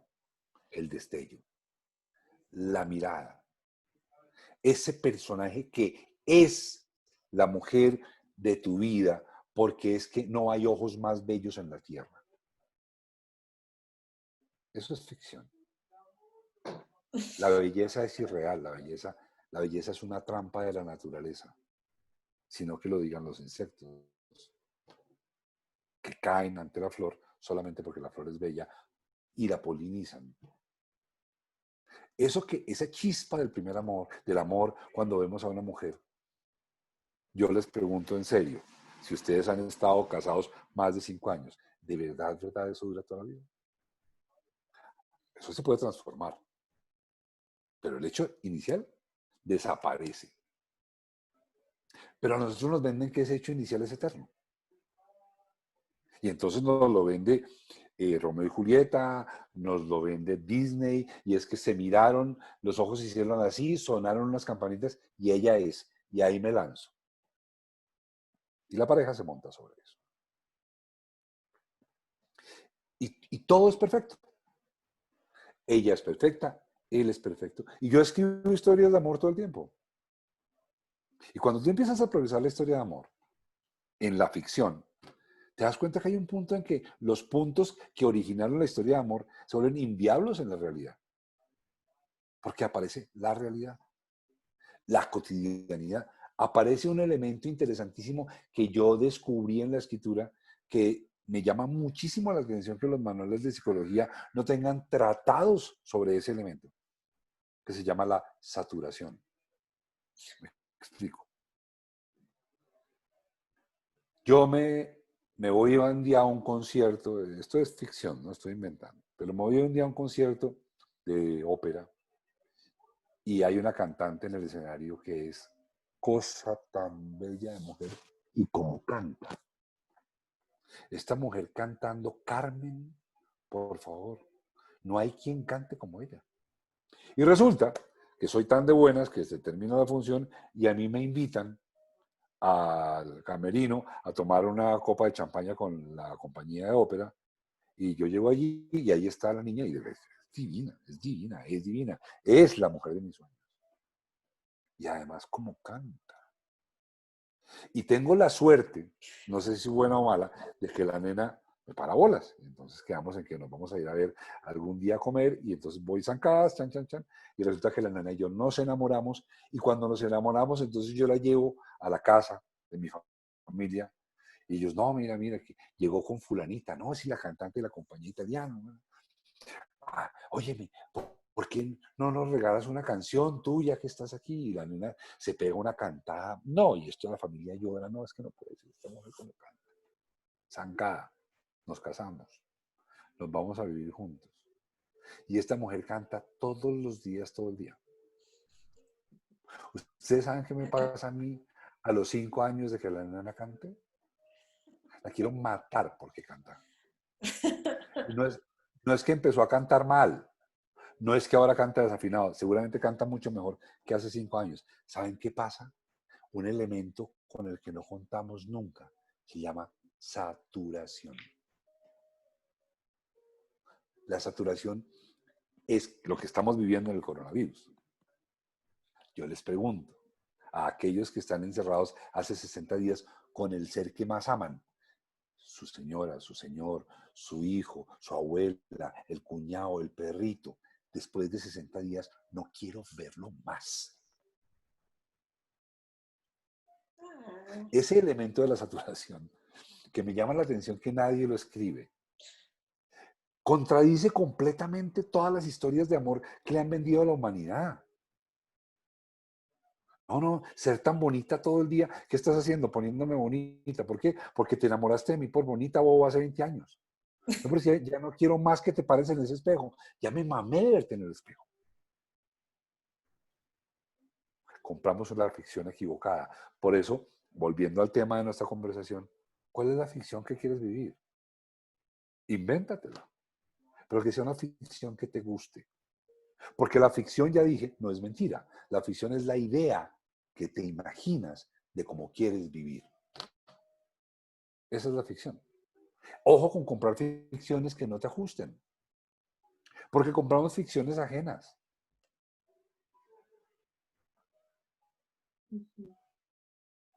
¿Qué más preguntas? O sea que en pareja a veces compramos ficciones que no son. Por ejemplo, Yo creo que sí. Yo creo que a ver, me atrevo a decir que la humanidad en términos de evolución estamos en, si lo comparamos con la vida humana, estamos en pre-kinder. Y está bien que estemos en prekinder, yo no lo critico, estamos en prekinder. Ahora, lo que pasa es que nos creemos en bachillerato, pero estamos en prekinder. Cuando de verdad todavía la humanidad cree que la atracción sexual es la base del amor, es que estamos en prekinder. La atracción sexual es la base de la procreación, pero no del amor. El amor no tiene, desde mi punto de vista, nada que ver con la atracción sexual. Es más, yo creo que el amor puede existir sin la atracción sexual. Entonces, ahí creo que pues, si somos parte de eso y nos tocó vivirlo así, seguramente en 5.000 millones de años, los que lean nuestra historia se van a morir de la risa. Oiga, ¿usted se imagina en el 2020? Esa gente tenía penalizada la droga, se mataban por eso, y además la gente se enamoraba porque se gustaba. Y se van a morir, ¿qué tal? Como pensamos ahorita de Nerón y el circo romano. O sea, gente tan rara. sí, cierto. De acuerdo, están diciéndote por ahí. Sí.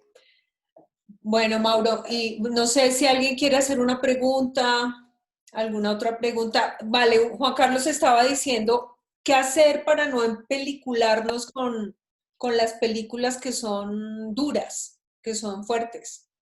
¿Qué hacer como para no engancharse ahí? ¿Qué hacer para no enganchar? Ok. A mí me gustaría en mi mundo ideal que los países como Colombia, que son muchos, tuvieran en su pensum académico una materia que se llame Observatorio de Medios, pero que fuera una materia obligatoria, así como es la matemática y el álgebra. Observatorio de Medios, porque sí considero indispensable que el consumidor de información y de entretenimiento genere filtros para lo que está recibiendo. Okay. Una permanente alerta de que lo que estoy viendo, primero que todo, es un mensaje premeditado y preparado por alguien que está buscando un efecto en mí. Si uno se enfrenta a los medios con esa conciencia, la probabilidad de que los medios te hagan daño se reduce significativamente. Porque si tú sabes que al frente tuyo hay un mensaje altamente premeditado, y lo de altamente es importante, altamente premeditado. O sea, un contenido audiovisual que ustedes vean en una pantalla es un contenido altamente premeditado para causar en ti un efecto. ¿Cuál? Esa es la idea. Que tú tengas el entrenamiento necesario para poder detectar si lo que te están vendiendo lo quieres comprar o no. más allá del entretenimiento. Porque Ujú. las 2 horas divirtiéndote y viendo pim pim y pum pum y malos y buenos, eso es lo de menos. Es qué me están vendiendo detrás y tener yo la posibilidad de decir, le compro el tiroteo, pero no le compro el concepto. Ujú. Entonces, para la pregunta Juan del Carlos. invitado, es, hay, y sobre todo, uno mismo para empezar. Pero si además de eso al lado hay menores de edad, hay niños en formación, hay que sentarse con ellos a ver todo, a ver todo. Todo es todo, Todo. todo, todo. Y contextualizar. Ok. Cuando el niño recibe ese mensaje contextualizado, el niño para estar en tono con lo que pasa, se vacuna. Aprende a contextualizar todo lo que le viene. Ok. Pero cuando sencillamente le prohibimos, le apagamos el televisor, le ponemos clave al DirecTV para que no entre donde nosotros queremos, estamos causando que el niño no tenga ninguna defensa para cuando se encuentre con eso. Miren, un hombre que está descansando en paz, que me hizo mucho bien, que se llama Félix Cantoni, psicoanalista muy, muy serio. Él decía, el problema del sexo en las historias, por supuesto que no es el sexo, es el contexto en el que se presenta el sexo. Hablaba Félix de un término que era suyo y que voy a traer acá, que se llama el sexo desafectivizado. Ujú. Y alguien en un poquito del chat que alcanzo a mirar, que no lo leo mucho para no distraerme, pero que me interesa, hablaba del poder. Creo que aquí está. Ma- Ahí Israel. dice Israel, mi amigo Israel, mi amigo Israel. Estamos criando niños para el poder y no para el amor. Félix Cantoni, gracias Israel, Félix Cantoni decía, el gran enemigo del amor no es el odio, el gran enemigo del amor es el poder. Y si ustedes miran cómo se contextualiza el sexo en general en el discurso audiovisual, hay 2 formas. El sexo romántico, que también es mentira, pero bueno, por lo menos hace un daño a largo plazo. Y el otro, que es el sexo para demostrar poder. Ese sí es letal. Mm. El sexo de yo mando y tú eres mía. O yo mando y tú eres mío. Ujú. Esa asociación entre sexo y poder en el discurso audiovisual hace un daño profundísimo, profundísimo, del cual hoy en día, entre otras cosas, las mujeres son víctimas, entre otras más cosas, por cuenta de la agresión a la mujer, de los feminicidios, etcétera, porque en el discurso audiovisual hay una mezcolanza entre sexo y poder que al niño no se le desglosa, porque al niño no se le deja ver, porque seguramente el mismo papá no tiene la menor idea de qué es lo que está viendo, entonces no se mete en problemas. Pero al niño hay que desglosarle eso, porque el sexo desafectivizado es la causa de la violencia, Ujú. porque el sexo desafectivizado es un instrumento del poder. Ok. Explicarle a los niños lo que están viendo allá en un contexto. Súper. Yo propongo a Alexandra adicionalmente explicarle, contextualizarle. ¿Por qué explicarle? Es que un papá explicando es peligrosísimo. No, no, mejor que se calle. No, un papá, no expliques. No. O sea, búscate el término de contextualizar, que es distinto. Porque es que el papá explicando automáticamente genera sistema de valores y genera bueno y malo. No, realmente los papás son peligrosísimos. Todos deberían tener la boca multada y callarse la boca. Porque es que por dárselas de que saben, no saben nada. No saben nada. Están encartados y necesitan hacer ruido para sentir que están educando. Y dicen cosas como ponte el saco para sentir que se justifica el sueldo de papá. Pero no está haciendo frío, pero se dice que por el saco y el frío de gripa. El papá, cuando contextualiza, lo primero que tendría que pensar es no voy a juzgar. Voy a poner un ejemplo, de nuevo mío. Valentina, mi hija, que hoy en día tiene 29 y es una persona seria y sensata y se mueve por sí solita. Tenía 9 años. Y estaban dando en televisión Paquita Gallego. A Valentina le encantaba Paquita Gallego. Una telenovela para los que no No estaban por ahí, una telenovela muy famosa que escribió Julio Jiménez, un gran escritor colombiano de televisión, muy exitoso. Y Paquita Gallego, voy a decir aquí entre nosotros, era una perra, era una perra. Paquita Gallego era una niña linda que tenía como 5 tipos a todos en fila para ver con cuál que se casaba, mientras ella observaba cuál más le convenía y le importaba un pepino los sentimientos de los tipos. A Valentina le encantaba Paquita Gallego. Entonces yo me senté con Paquita, un día a ver Paquita Gallego con Valentina. Y cuando me enteré de la historia le dije, hijita, ¿tú qué piensas de esta tipa? Mira lo que está haciendo. Suficiente. No tuve que decir más. Yo La no le siguió dije, viendo. ¿perdón? Y la siguió viendo. Claro, la sigo viendo. Claro. Por supuesto, esa es la idea. Pero ya sabía que le estaban vendiendo. Ok. Ok. Qué bueno. Mira, grande foto para los papás que tienen hijos nacidos alrededor del 2000. Grande foto es un juego de PlayStation que a los papás les da mucho miedo. Grande foto es un sicario que se va por las calles, puede irse o de Los Ángeles, o de Nueva York, o de Chicago, pero es un sicario, tú eres el sicario, un hijo de puta. Perdóneme, pero es que eso es lo que es. Viola, mata, dispara, asesina, se mete a bares, se lleva putas. O sea, todo eso hace el personaje, así tal cual. Fernando, mi hijo, a los 9, 10 años jugaba Grand Theft Auto. Es un juego legendario de Play. Y un día Valentina, que claro, está más próxima a Fernando que a mí, me dice, papá, Fernando está jugando esta vaina. Y a mí me parece que eso es muy pesado. Okay. Ya me siento yo.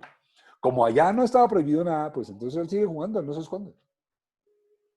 Y yo miro la vaina y efectivamente lo que Valentina había dicho, esto era un crápula. Un crápula, o sea, el man se baja, mata ancianas, quite de ahí, coge la ametralladora y limpia el tráfico para poder pasar. O sea, es una vaina, es, es, es una belleza, parecido a ciertos seres humanos que yo conozco hoy en día en Colombia. Y entonces yo veo a Fernando y le entablo conversación, le digo, ¿tú sabes qué estás haciendo? Acaba de matar una viejita, se bajó del carro y acribilló una viejita. ¿Y tú sabes qué estás haciendo? Me dice, sí, acaba de matar una viejita. ¿Y tú qué piensas de matar viejitas? Me dice, papá, yo sé que en las viejitas en la vida real no se matan, eso es aquí. Pero el cuento no termina ahí, el cuento tiene su corolario acá. En el grupo de amigos de Fernando, todos chinitos de 11 años, el único que podía jugar grande foto en la casa era Fernando. Sin embargo, sus amiguitos llegaban a la casa y todos jugaban con él grande foto. Y un día yo les pregunto, hijos, ¿ustedes cómo conocen este juego si en su casa está prohibido? Porque lo jugamos a escondidas. Mm. Mm. Ok. Vuelvo al cuento. Contextualiza. Si contextualizas vacunas, Eso en términos de cerebrales es utiliza tu cortical y no te dejes arrastrar por el cerebro reptiliano ni por las cosas, sino utiliza el pensamiento, utiliza la lógica, utiliza el raciocinio. sí, Alexandra, sí. Y te agrego un empaquetamiento a todo eso. Genera distancia. Mira que Okay. el problema en que está la humanidad en este momento es basado en algún sentido en eso. Y es que no se genera distancia con el medio. Ah, es que fulanito de tal político es un no sé qué.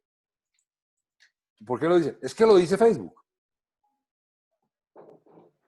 O Okay. sea, ¿tú le crees a Facebook sin mediar ningún filtro? ¿Tú le crees a la televisión sin mediar ningún filtro? ¿Tú crees que porque lo dice una película es verdad sin mediar ningún filtro? Hay que generar distancia para que en esa distancia entre el mensaje y tú aparezca un concepto que para mí es urgente y muy escaso, que se llama pensamiento crítico. Pensamiento crítico. Ujú. Sí, ok. Dice aquí Israel, vivimos muertos del miedo y no lo reconocemos, por lo tanto juzgamos, ¿no? Yo creo que sí, yo creo que Sí. una forma de protegerse de la realidad que nos asusta es juzgar para alejarla y decir, eso es malo, no lo quiero. Y entonces no hay contacto, ¿no? Por eso la lucha contra las drogas, ¿no? Eso es malo y no lo quiero. Nos matamos. Sí. Mauro, pues no sé si alguien tienen alguna otra pregunta para Mauricio y bueno, me gustaría como que cerráramos contando, porque muchas veces hemos hablado tú y yo ya sé que no se usa el enseñarle a la gente a escribir, dirigir o animar o encauzar a la gente a que escriba, ¿no? Como cruzando todo esto que tú estás contando. Tú sigues haciendo talleres de escritura, storytelling, todas estas cosas lo sigues haciendo. Sí, sí, y cada día me resulta aún más grato hacerlo.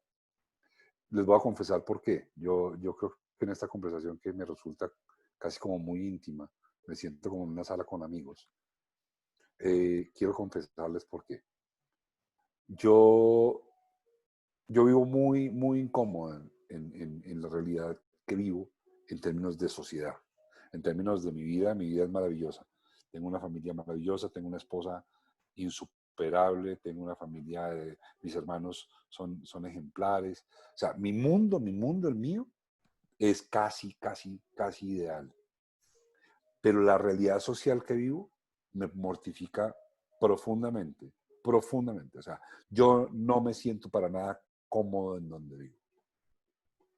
Entonces,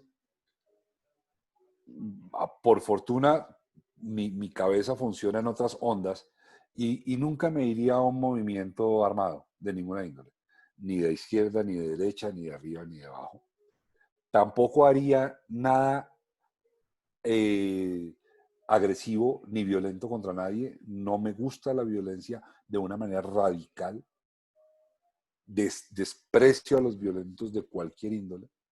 Y entonces, para poder, para poder darle curso a esa insatisfacción permanente que tengo con la realidad social con la que me tocó vivir, encontré un día que en lugar de entregarle un fusil a una persona para que vaya y secuestre o mate, me gusta la idea de entregar la escritura.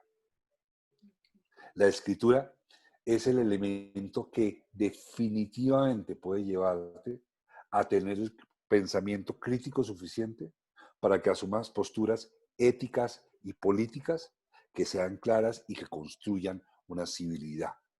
Entonces, para mí, esto de aparentemente enseñar a escribir, porque ya dije, no se enseña a escribir, se cultiva la escritura, es una disposición política para que escribas lo que quieras, fantasía, cuentos de hadas, pero que escribas, porque estoy seguro de que si escribes, piensas, y si piensas, logras encontrar criterios. Entonces sí, eso hago. A cuanto persona puedo, le propongo que escriba, le ayudo a que escriba, le leo, le propongo, y he tenido una gran cantidad de satisfacción. Muchas satisfacciones. Mauro, y una pregunta, una última pregunta acá que están haciendo, bueno, varias. Que si alguna vez te has afectado emocionalmente por lo que escribes. Sí, pero no me afecto, no, pero es al revés.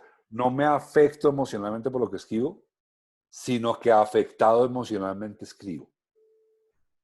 Es al revés. Ok. Mis dolores, mis angustias, mis rabias, muchas de ellas, son una turbina para escribir.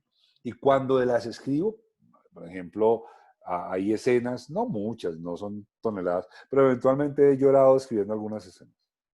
Porque hay una conexión tan fuerte entre lo que estoy escribiendo y lo que siento, que nos volvemos uno solo. No pasa todo el tiempo, pero lo que sí pasa todo el tiempo es que mis sentimientos me impelen a escribir lo que escribo, y entonces ahí encuentro no un desahogo, encuentro que el sentimiento se completa. Más que desahogo es que se completa. Ujú.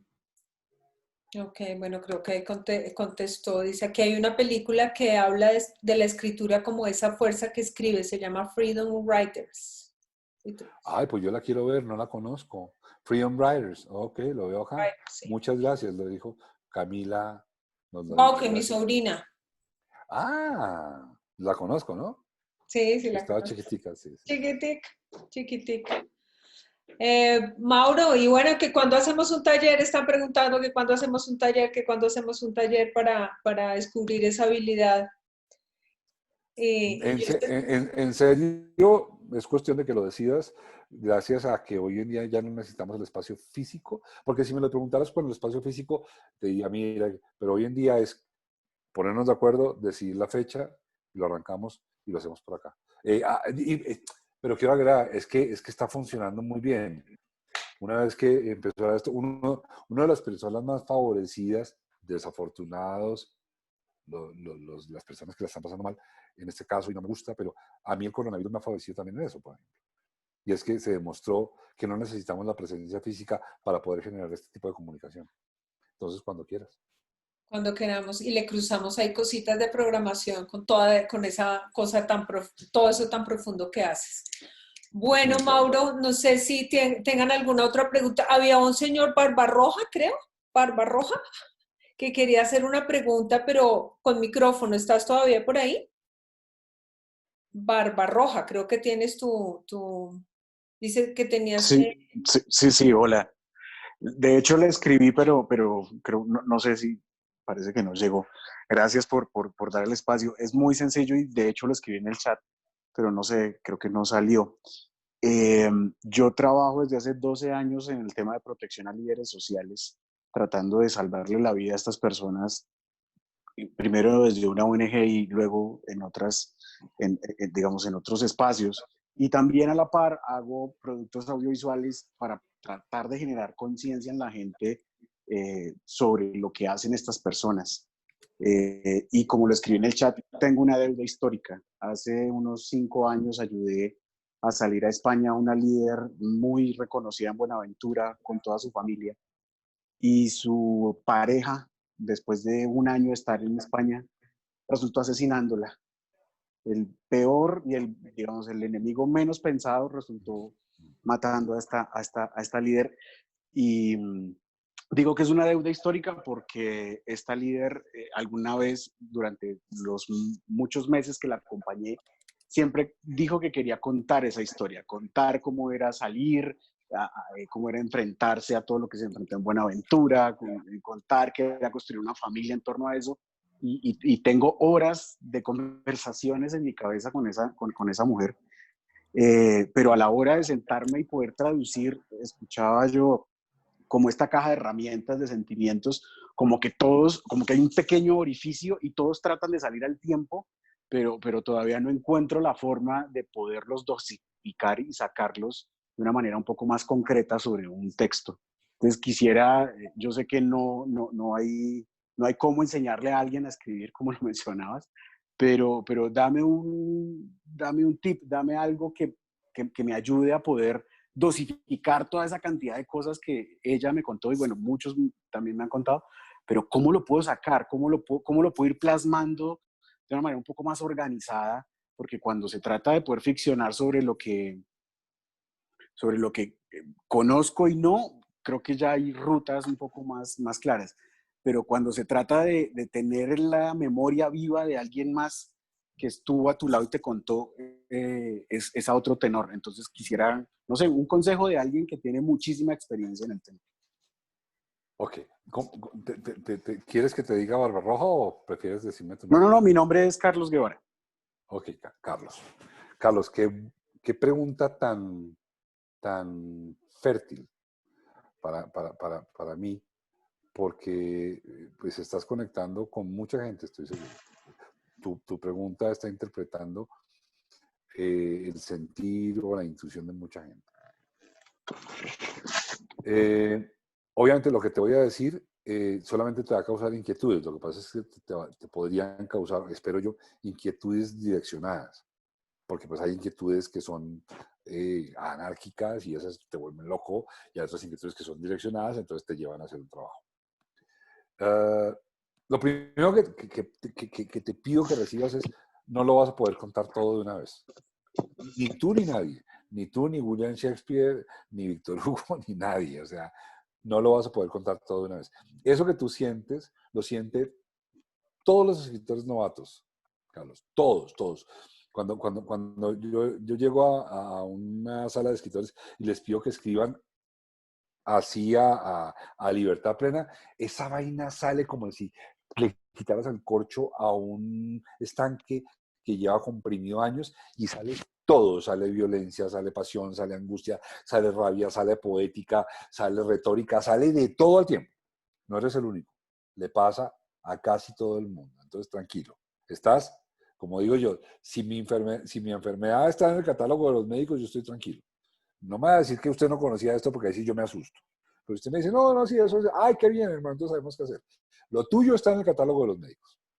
Eso le pasa a todo el mundo. ¿Cómo canalizarlo? No es que sea muy fácil, es muy fácil, no, pero el método existe y es un método claro. No te toca tomarte drogas raras ni irte a las 12 de la noche a Monserrate que la luna te bañe, nada, no. Eso es un método claro. Y es que una vez que tú miras todo el panorama de opciones que tienes para contar, escoges una solita. Y tú dices, uy, Mauricio, pero es que hay mucho para contar. Espérate. Esa una, cuando tú la echas a andar, va a invitar a otras. Entonces te vas a dar cuenta que más adelante de repente, aquí aparece esto. Y más adelante, y de repente se te van a quedar unas por fuera. Pero vas a poder contar gran parte de lo que quieres y sobre todo vas a poder contar lo que quieres. Entonces, aquí en este espacio tan brevísimo, te quiero decir, no intentes contar todo, escoge una. Y con esa vas y por ahí comienzas a hacer camino. Es un poquito más complejo que esto, pero lo que sí te digo es que es perfectamente posible. Y además, la materia prima que tienes, te quiero decir, es muy valiosa, muy valiosa. O sea, lo que me dices, sin duda inmediatamente genera conexión.